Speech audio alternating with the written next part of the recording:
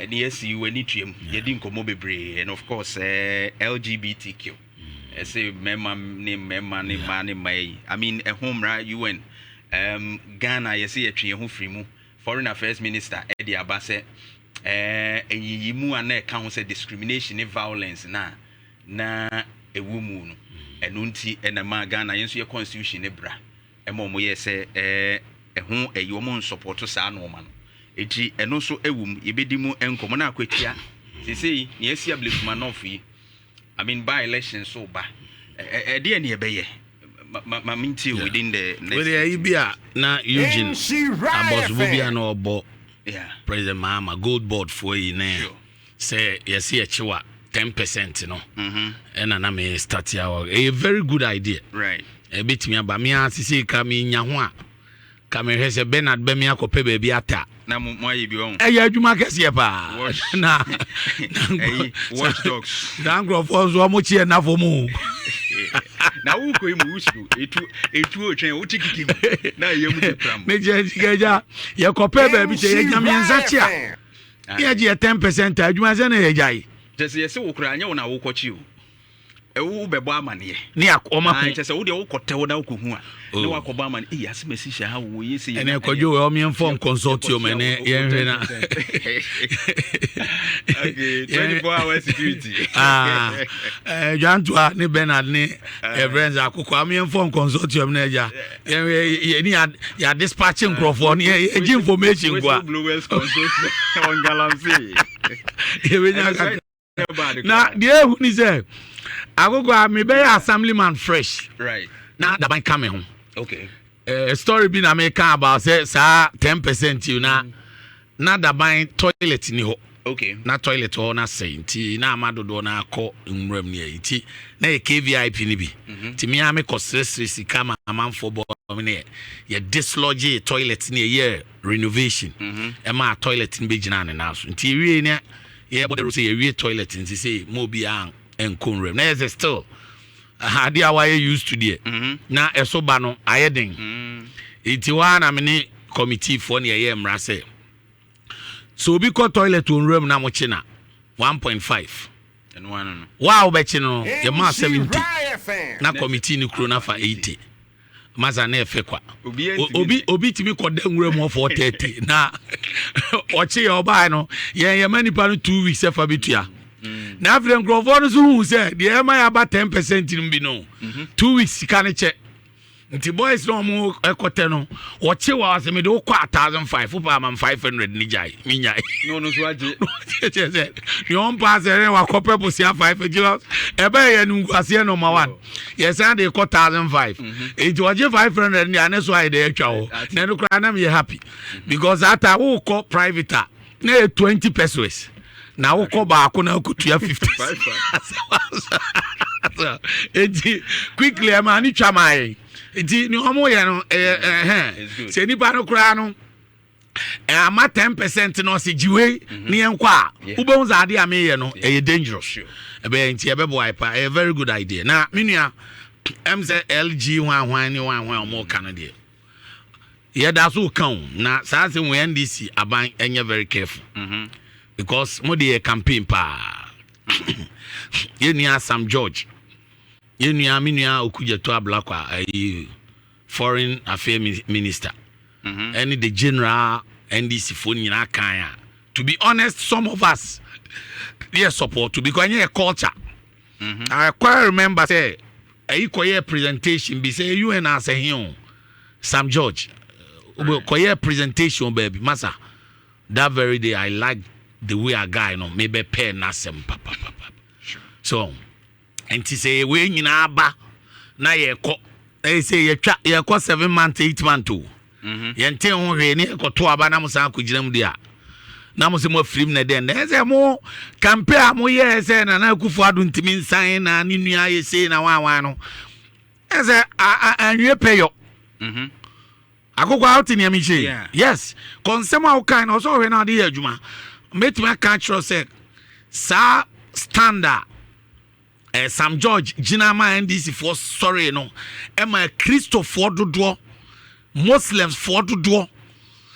now the ultimate call zongo baby na NDC afa vote ni nyina na MPP wɔ fam because culture ne nya ade a Muslims pɛ enya ade a Christians yɛ den ɛpɛ obi atia nti eba ase na ɔmo twe ho kɛse na ma obi asɔre tia mu so wenum de ɔmba am so ɔmo de bɛyɛ adwuma but bɛpem na yɛ ntehwe yɛsɛn kɔto aba a wɔsemasen yi me ho afirim tutia na yɛhu fe na violence na den maza saa nkrɔfoɔ no adwuma ɔmo yɛ no sɛ wahu bia ka yɛn so so I must be honest especially na say crow from sokoban crow from krambeti akola nam so adwane kola bi okochi ni shebe bu no tugum my tracy aye na mi hu akola nkra mi hu very dangerous iti my me so man ya de o kan ye no mum ye hwe ma ne fanya den emfanya adwuma so when woman ram bi na kan it's like a court court pa omo kan hu ne o manya agro I quite remember Ochinoko interview one of the ladies and he said a lot omo timi koje for girls you know yes o see e dey call baby to extend that e ku abro no ma ono da oba na se o dey nsa ye o no hunsuo ne dey oh dangerous now o dey say ade we kwa dodo say na e do be affect community tsrew Mr. President say we dey am money nko na Ghana for interest omo kan bebe ka 6-7 months o me kai wo de o kan fa na akufo ado ho ne o ka fa MPP party no we go chi mampani John Dramani Mama wakada say ono no ni som ana ni gidie nkyere ne say o be support and so ade Ghana for bi kan say ase ache and so eso tu anamon and UN 59th section UN Human Rights Council shi hai na omo hwese ye to aba e de ahwese bi a ye bebo omo a eye sa LGBTQI wo ebremu ye bebo mo ho ban afri se bi ani pachi wo mu prepra wo mo ye mu nyiyimu e bi kura adwuma no pa ye mfa no ma bi yo ane eti ye to so aba mo a mo pese experts no a wonu be di sa adwuma die nani mo ahwese ye bebo sa ankrofo no ho ban no mo pese sa experts no mo dwumadie no etna ho no mo nto so aba e bi a ane me pene so ana da bi me pene so ena Ghana yi ni ho firi mo de wa anto so wo pene so wo pene so na eno no akiri no Foreign Affairs Ministry the response aba okujitu ablakwa na unim so woda no kire say Ghana etwe ne ho firi mu nkire say bia omo support sa agenda no ana omo support sa sebe ntrumuntu no na emum ne omo twe omo firi mu say Ghana ye mra no so say article 17 chapter 5 no 1992 constitution ne kire say eni se oman ye nyiyimu ye hu nipa ye nyiyimu na afin so ye tietie obi fa hodie so violence and discrimination yen ye mamu mra no empene so na so we me ba cho se ye nyiyimu no ye so sokro no so we nya nyiyimu we ye bonidie according to our culture eni your constitution ba bia say we ye okay sani any constitution si e bokro no sa aso na enim say ye sa LGBT wan no wa ha etiamra eti wenya nyiyimu eye bone sani ene nke beka se ene akronfo so me nyiyimu omso nya nipa ene ya mamre ne nko yes bibiam ene nko tikese ye tena se ne ye tuchia yes okay because nya obi kobo obi yes me nwi ade na akowi a bebo e to edu ko police station simple bebo so mbo e obi culture okay so enti media kakra kan say ye besre because sad way there me control pain ka be 1 year e ho asem be ba pa enya agro because NDCD a campaign na metima control straight to say it take charge e both Muslims and Christian communities no NDC gina so nya support pa China na do bill ni dananim o sorry a ho bill ni say a was mo ho ya mesre me na me be sign me sign that NDC for 70 bio sad we so the so Christian council for nyina support we bo Muslim communities now we are here 7 months there na wo kire bi so what means so be ya dia bi na wo kire. It is one to me and sign the and it's on me try intro. Okay. Yes, a man can't cry Ghana for. Right. So, Sanchez mo can it doesn't mean anything. What we need is idea no yes bill no sign. Our sign. Simple. And chechemu never. Okay. Intermediate me hu ni say emfa hwe emma. Abosom form pe e wo Ghana. Meboa. Yeah. Enkramo form pe e wo Ghana. Yeah. A Christo form pe e wo Ghana. Buddhism ne wan for kan nyina omu nyina penti say why num na also save omo. Why num na also save omo because all cultures ni nyina can obi ampe. So an me no. Obi pa onyina nim na onka say this community, Christian community, Muslims community, traditional communities yepe. Why na yepe? Intermediate. Dia ehia mi sesi apa ne say Ghana for mi o mani. No mu mi o masum. And sama NDC aban kafa ho a yen nyina ye support to be me sa de ni ntimi kana kufuado because that all the assignment ko right nti ze won me president when me assign na madwana ara na wo be afa ni ebe na chechem ni ekwan na wan na violent eno ekosi kosan ade no onko sign simple okay. Because Ghana for hia right bianko Ablekumanov ne akwati eda ye nimu yi de wo hu na Ablekumanov yi na by elections so there in the next I think 60 days or so then there was here minia say elections are you very careful right to say Ghana baby you know yenyina koyenim na both political violence ne elections violence you know akokwa se bia to da se bia to say da obon say enough na we ne the senior be koso ba ye kan kire both major parties no yen MPP ne NDC force yen nyina yen kambum ne yen correct some mistakes no because uni obi afana enya ba enya sekan so adwenkyere eno strategy na ye fe na se as still me bana to say whether Eugene kan reset and then be say by ana de bi ampese type bomb audios bi NDC when me ba me catch you pin yeah say NDC de bia no omu lusu through a tutrasem I repeat it obi o tai tie nhwe bia said it here make I yes so MPP e ba ye lusu akesesem kakabin I say cancel ma bia wo anu tintintiniti but NDC violence in this tutrasem na do mo e bia be hu no ma ya adwuma pa ba ya buwei there's no change reset na ye kan no am I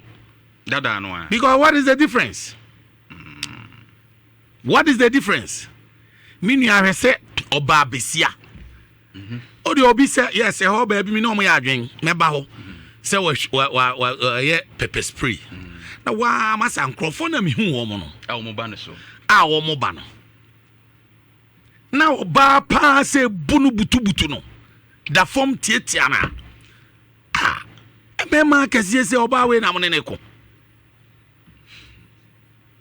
se uko ayini bia Council of State elections ni bia so backgrounds wo bia yeah hu videos na yes. na the ground but na bubu ballot box no so mba na mi hu o ma hu se mema the same structure na mi hu no video mi yeah police for no kra no more helpless yes mi uzana Eugene ka say as a police for na agent that be omuram no so share from gate na no more try so on by dey oya bad omo pem omo although e beti man say plan ye be say local but omo make effort and I dey no ko no ohwe ya omo go straight to your friend say how come see name ma me ne bodyguard so it omo ko how come see the end na arrow no baby siapa mema kentin kabe 7 butu ni etietia no nya kamafo ya ye wainka your tradition both all cultures ni na no kiebu mapa e ma ye nipa ye mfa ye nsanye den o kasa kose den kra na tia na otia no na oba da fom ye butu oba nya be ma wo areho nteze democracy ye kan minia ye konye Clinton ne mami di na chen we o but to say yes democracy o makwachi yeah so enti ye be sa nyoma we o se ye mani twam na ye kwa ye de matwofo ko ye ko bo mu ye ko ye sei masa enye easy o na ni nyina aka ba na abesi de na UG kanu anza ne ba NDC for so aso gidi o MPP for so yeah emre bi enfa na election bi ba ho sia me ni me colleague ba ko studio ai be coin na me condemn yes yeah to primaries no yeah tamana alan koye no right so okay studio here ya ko bo ne rep the candidate bi an ye dentist out hwe ni nyina bi starting from within yeah to be honest me take this opportunity say politics pa ye nyina ye na ya ne ti se ne minu akeni kan come out here politics can talk about it yeah because I didn't say obeka na obinya sure oh Edi obenya na ono betina radio so yi basa be ye ntokwa pa na ase yi de Edi yeah on yam bezam chiri yeah so na eno kra no open na question kra do ase ne obeyi anu amonya bi aka no na nkola bi so anya ne nkola na open no opo no amu obeyi awunyo yeah rap mama wa mi so no na person ne ko yeah papa is mother enyanu no beba bo se ni number bu tu se nya wona ade no oh se ye e be den tokwa kra ye den aba right na ye dia funny gidi na it's too bad yeah oh but minia mintu minia ma no bisofo kakra de ba minia etoda yes protection ye akokwa we me kan dia besi minia ba ye tu ya condemn no na ye tu we ya futu yeah hwe mema na eba oyo ba pepper spray say na obetimi ato asa nyoma ni bo awoba ba bu awo ba ya ho so ba yeah say ba no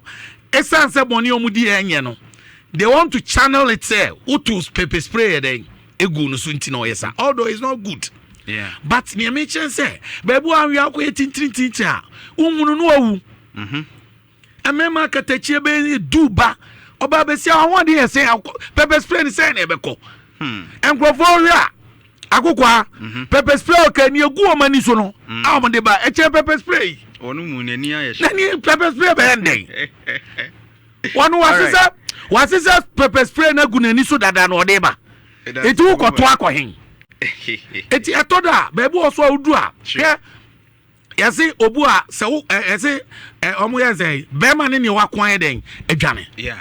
oh so udwane a protect won se won pra wa baby won deform ni en chese onya be ma wo e ma utimi ko boa ho san eden eba so enti ahono so ye be se to da baby a wo ba no ayo ba even we ye be ma kra hwe baby a wugina no environment na ye enya ma wo entem na wo so free ho omo wo de omo kun a mo ye mema wo krom ha ne friend say nkrani ayi omo times bi omo kra no say mi tom entem na no say me ye fast ye den efrim yeah ono kra ye be ma wo but on say baby odu no ono nko awon de nya den entimi yeah to so free ho but afi na wo kwayo emwa cause oya obu a agini ni omo ekuta ni omo ewran mo de ba no ye realize no wakun na ye waste sure eti ebese say ye nuanum bi e ba ye omo ye nkentempa na matwe oba na mape ba bi de na ye den akohye ni ehun so ye oba ba nye memma mu na wo be ye ho say emwa eno the advice am de man say BBC a enye mo obi mpraw answer right nemom ade esi no maza ye democracy pa ye kone reset right minua PR ba reset ye nembe so kire ye mu pa go reset there ebra ya buru ya na ya buru okay na reset baby me da say ye twen bia obekire mi ye dia ebeba ye me da say Opooman so